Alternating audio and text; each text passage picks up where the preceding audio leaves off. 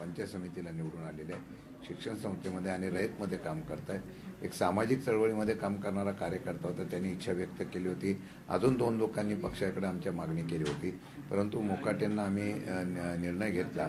मग प्राजक्त तनपुरेंनी जेव्हा नाही म्हटलं, सकाळी ज्यावेळेला आम्ही चर्चा करत होतो, दुपारी 1च्या दरम्यान ज्यावेळेला त्याच्या पद्धतीने ते लढणार नाही असं दिसल्यानंतर आम्ही गोविंदराव मोकाटेंना या ठिकाणी निवडणुकीच्या बाबतीमध्ये निर्णय घेतला. परंतु प्राजक्त तनपुरे यांनी पक्षाला वेटीस धरलं नाही का? कारण की एक वेळेस शेवटचा दिवस आहे उमेदवारी अर्ज भरायचा. आणि नाही, त्यांनी, मी खरं सांगतो, त्यांनी वेटीस वगैरे धरलेलं नाही. त्यांची पहिल्यापासूनची निवडणूक न लढवण्याची इच्छा होती. कार्यकर्त्यांचा दबाव त्यांच्या वाढत होता. त्यामुळे कार्यकर्त्यांना विश्वासात घेऊन मी निवडणुकीच्या बाबतीमध्ये निर्णय घेतो अशा प्रकारचा त्यांनी निरोप दिला होता. आणि म्हणून सकाळी आपण दुपारी 1 वाजेपर्यंत आपण त्यांच्याशी संवाद करत होतो. शेवटी त्यांची मानसिकता नव्हती ही वस्तुस्थिती आहे. त्यामुळे त्यांनी माघार घेतली असेल, परंतु आपण उमेदवार तिथं महाविकास आघाडीच्या वतीने त्या ठिकाणी दिलेला आहे. परंतु भाजपसोबत ते बोलणी करतात, हे मात्र महाराष्ट्रामध्ये संपूर्ण महाराष्ट्र ते भाजपबरोबर ते बोलणी करायला गेलेले नव्हते. भाजपचे नेते त्यांच्याकडे गेले होते असं मला कळतंय. मला काहीची माहिती नाही, पण भाजपचे नेते त्या ठिकाणी गेलेले होते त्यांच्याशी चर्चा करायला. मला वाटतं की भाजपला निवडून यायची शक्यता अशा वाटत नाही का, म्हणून त्यामध्ये अशा प्रकारची मार्ग काढण्यासाठी किंवा मध्यस्थी करून अशा प्रकारचा प्रयत्न केला असेल, मला काही कल्पना नाही.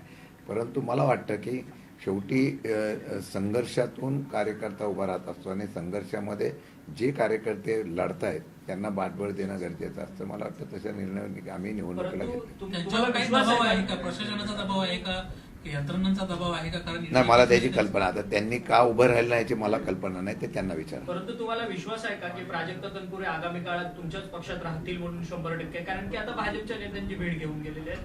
भाजप त्यांच्या नेत्यांची भेट घेऊन आता या बाबतीमध्ये माझी कुठली चर्चा झालेली नाही. मला वाटतं की त्यांनी निवडणूक न लढवण्याची बाबतीमध्ये आम्हाला सांगितलेलं आहे.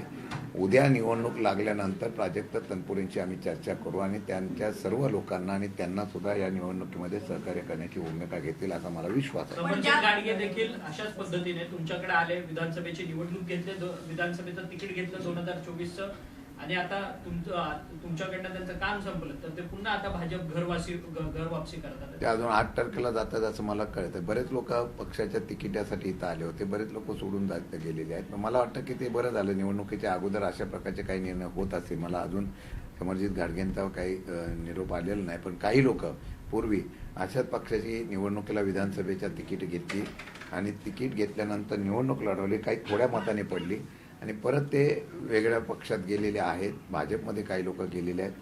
मला वाटतं की आज आम्ही या गोष्टीकडे लक्ष न देता भविष्य काळामध्ये त्याच्यापेक्षा चांगले उमेदवार कसे उभे राहतील, नवीन संधी कशी देता येईल याच्यावर लक्ष देऊ. पण एक आहे, मी वारंवार सांगतो की ज्यांनी देशामध्ये चांगलं काम केलं म्हणून कौतुक ढोल वाजवत आहेत, जे राज्यात आम्ही चांगलं काम करतो म्हणून अशा प्रकारचा ढोल वाजवत आहेत, त्या भाजपला दुसऱ्या पक्षाच्या लोकांना सातत्याने सांगावं का लागतं, त्यांना विनंती का करावं लागतं याचा मला प्रश्न आहे. आपले कार्यकर्ते आपल्याकडे तुमच्याकडे सक्षम आहे आणि जर तुम्हाला असं वाटत असेल की कार्याच्या जोडं आम्ही निवडून येतो, मग तुमच्या कार्यकर्त्यांच्या ऐवजी परत बाकीच्या लोकांना परत पक्षात प्रवेश देणं, याचा अर्थ महाराष्ट्रामध्ये तुम्हाला स्वतःची शाश्वती किंवा तुम्हाला स्वतःच्या अशा प्रकारची विश्वास नाही असं मला वाटतं. शिंदेसाहेब, पण मग तुमचाही दुटप्पी भूमिका नाहीये का तुमच्या पक्षाची? बारामतीला तुम्ही एक वेगळा न्याय देता, तिथे तुम्ही उमेदवार देत नाही, आणि राहुरीला मात्र तुम्ही उमेदवार देताय. तर दोन्ही ठिकाणी आमदारांच्या मृत्यूमुळे या जागा रिकाम्या झाल्या. नाही, अजितदादांचा मृत्यू झाला त्यावेळेलाच आम्ही जाहीर केलं होतं. या राज्यामध्ये बिनविरोध करण्याच्या संदर्भातले काही अफवा सोडता बऱ्याच ठिकाणी पोट निवडणुका लागतात, तेव्हा निवडणुकीला सगळे पक्ष आपापल्या पद्धतीने उभं करतात, उमेदवार उभं करतायत, पाहिलेलं आपण. राहुरीच्या बाबतीमध्ये दुटप्पीपणा आमचा होत नाही, कारण मी एकच सांगतो, निवडणूक ज्यावेळेला आम्ही अजितदादांच्या वेळेला जेव्हा हे झाला होता, त्यांचं निधन झालं त्यावेळेला जाहीर केली होती. राहुरीच्या बाबतीमध्ये आम्ही कुठेही तशा प्रकारची भूमिका जाहीर केली नव्हती. महाराष्ट्रात असं दाखवून द्यावं की एका दुसरा अपवाद नेत्यांचा असे सोडले तर बऱ्याच ठिकाणी निवडणुका पोटनिवडणुकीला भाजपने सुद्धा आणि इतर पक्षाने सुद्धा उमेदवार उभे केलेले आहेत. परंतु काँग्रेसने आता शेवटी बारामतीमध्ये उमेदवार तर उभा केलेला आहे. सातत्यानं त्या राष्ट्रवादी पक्षाचे अर्थात अजित पवार यांच्या पक्षाचे नेते सातत्यानं वारंवार काँग्रेसच्या पक्षश्रेष्ठींकडे संपर्क साधण्याचा प्रयत्न करत होते. परंतु तरी देखील काँग्रेसने आपला उमेदवार अबाधित ठेवला, मागं घेतलेला नाही. हे कशा पद्धतीने बघता? खरं तर काँग्रेस महाविकास आघाडी सोबत आहे आता, आणि एकीकडे तुम्ही उमेदवार देत नाही, तुमच्याऐवजी काँग्रेस मात्र उमेदवार देते. नाही, आम्ही आमच्या पक्षाची भूमिका जी आम्ही मांडली, आम्ही आमच्या पक्षाचे उमेदवार करणार नाही हे सांगितलेलं आहे. काँग्रेस हा त्यांचा स्वतंत्र पक्ष आहे, त्यांनी त्यांचा निर्णय घ्यायचा त्यांना अधिकार आहे.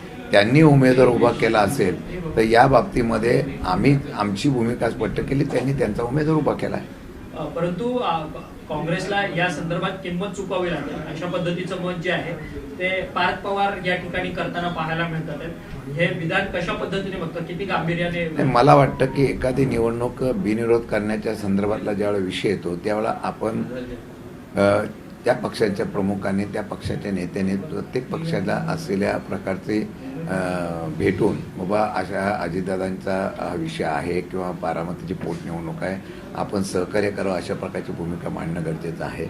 आणि त्या भूमिकेला कदाचित सहकार्याची भूमिका अजून माघार घ्यायचा वेळ आहे.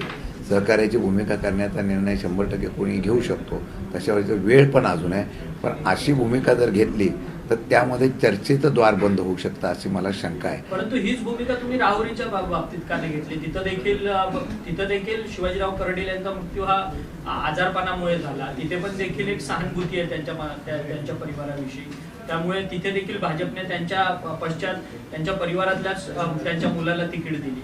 मग एकीकडे बारामतीला वेगळा न्याय आणि राहुरीला वेगळा. मगाशी सांगेल ना, त्याचं उत्तर मी मगाशी दिलेलं आहे.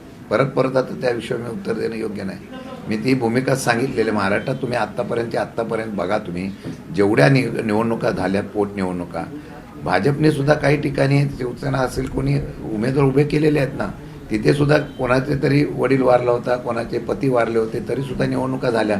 किती उदाहरणं सांगू तुम्हाला की तिथे उमेदवार उभे केलेत ना. मग त्यावेळेला हे दिसत नाही.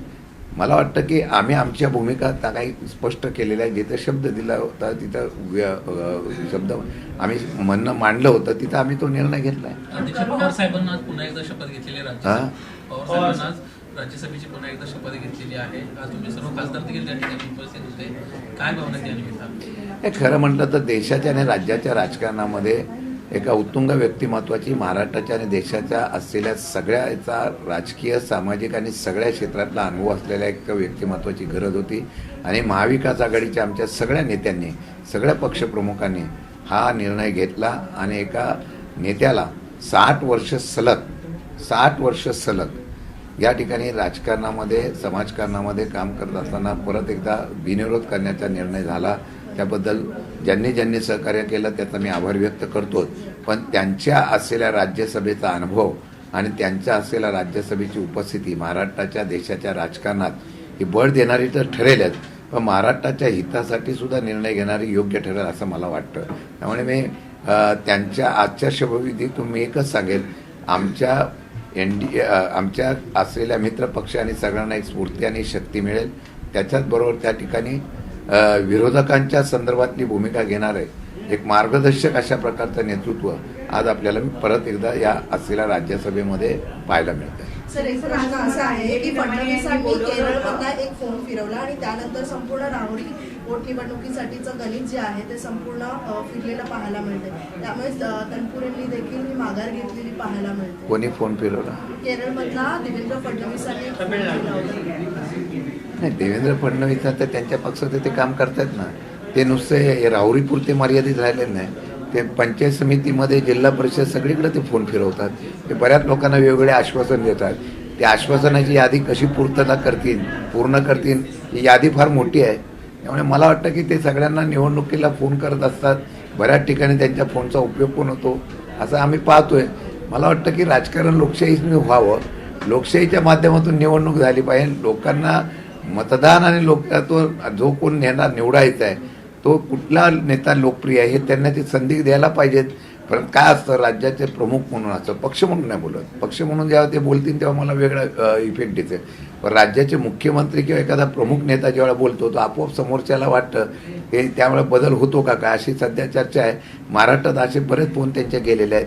जर आपण मागचा सगळा आढावा घेतला तर कोणाकोणाला त्यांचा फोन गेला आणि कोण कोण थांबलं, कोण कोण प्रवेश करते झाले, ही यादी फार मोठी निघेल. शिंदेसाहेब, अंजली दमानिया यांनी तुम्हाला बोलवलेलं होतं, म्हणजे निमंत्रण दिलं होतं चहाचं, की त्यांच्याकडे CDR कसा आला हे ते तुम्हाला दाखवणार होत्या, पण तुम्ही गेला नाहीत आणि इतरांना ज्यांना दिलं होतं तेही गेले नाहीत.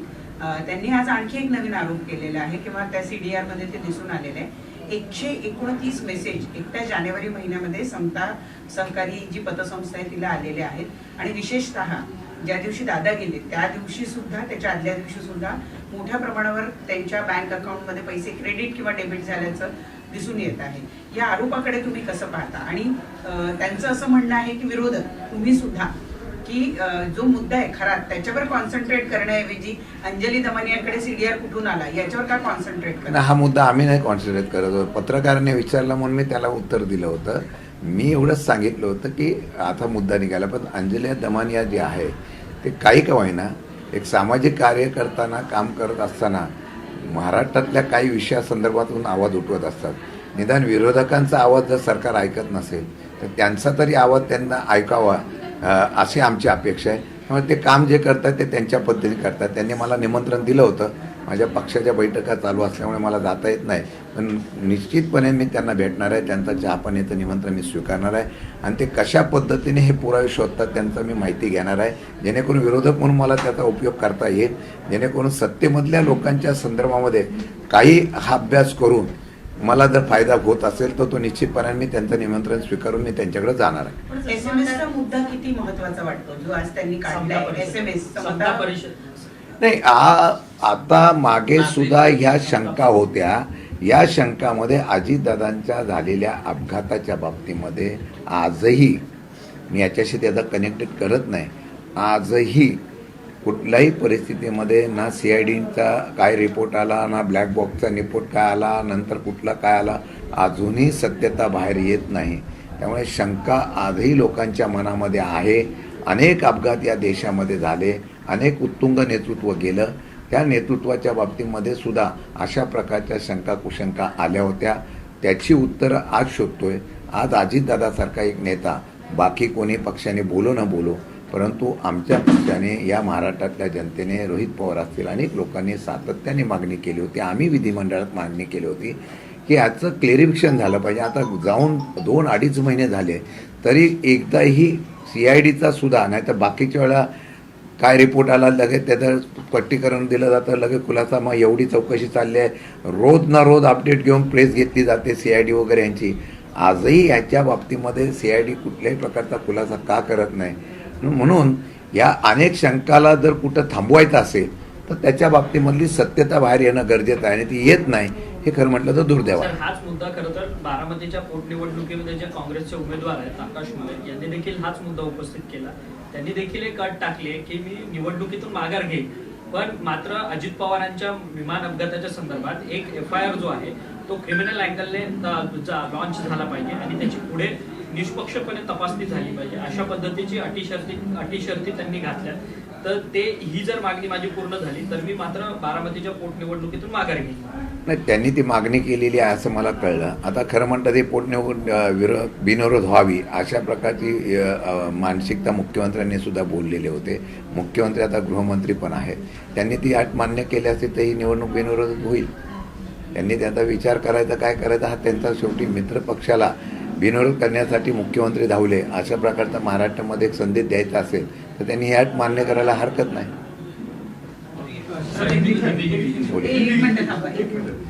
आज नाना पटोलेंनी जो महाविकास आघाडी कार्यक्रमामध्ये अध्यक्षपदाचा राजीनामा दिला होता, याच्यावरनं गटाचे नेते संजय राऊतांनी म्हटले की मुळात ही चूक होती आणि काँग्रेसने हा परस्पर निर्णय घेतला होता. हे खरं म्हटलं तर तुम्हाला मी सांगू का, त्यावेळेला अध्यक्षपदाचा जर राजीनामा झाला नसता, हे त्यावेळेला पण अनेक वेळा ही चर्चा झालेली आहे. अजितदादा असताना त्यांनी वगैरे बाकीच्या सगळ्यांनी हा विषय मांडला होता. तर मला वाटतं ही सरकार पडण्याची व बाकीची गोष्ट झाल्या ना, त्या असो जुना विषय आहे. आता आम्ही महाविकास आघाडी म्हणून आम्ही एकत्रपणे काम करतोय आणि चांगल्या प्रकारचं ट्युनिंग आहे.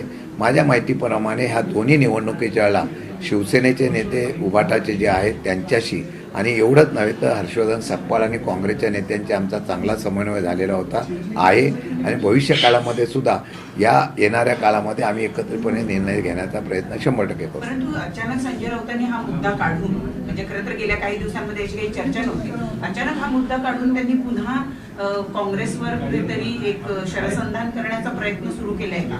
कारण त्यांचे नेते हे त्यावेळेला मुख्यमंत्री होते.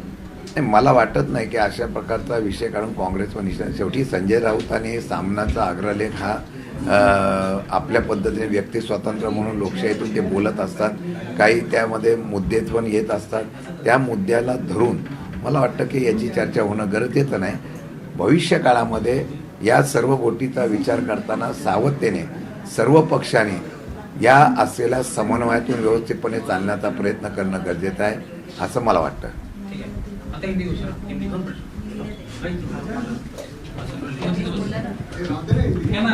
वैसे रहना दो ना, परसों वहाँ से रोल लेना। वो ऊपर रखो ना, फिर मैं बात करता हूँ. अभी हम लोग दो ही है सर, हिंदी के लिए। हिंदी के लिए दो ही थे। चलो।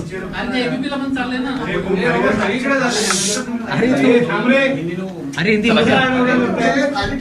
सर सबसे दो ही हिंदी है सर इसके लिए। सर सबसे पहला सवाल जानना बोले। है आपसे, जिस प्रकार से बारामती चुनाव को लेकर आज सुनीता ने फॉर्म भरा है, कैसे देखते हैं? क्योंकि हालांकि हम लोग भी उम्मीद करते कि अनपोष चुनाव है, कांग्रेस ने आखिरकार अपने उम्मीदवार वहाँ पे प्रचार कर दिया। देखो, पार्टी का निर्णय स्वतंत्र रहता है. हमने चुनाव में जब भी अजीत दादा का देहांत हुआ था तभी हमने बताया था कि हम लोग चुनाव वहाँ पे लड़ेंगे नहीं. सुप्रिया ताई थी और उन्होंने डिक्लेयर किया था, हमारे पार्टी ने डिक्लेयर किया था, वैसे हमने डिसीजन लिया. अभी कांग्रेस का डिसीजन उनका पार्टी का डिसीजन है. उन्होंने अगर निर्णय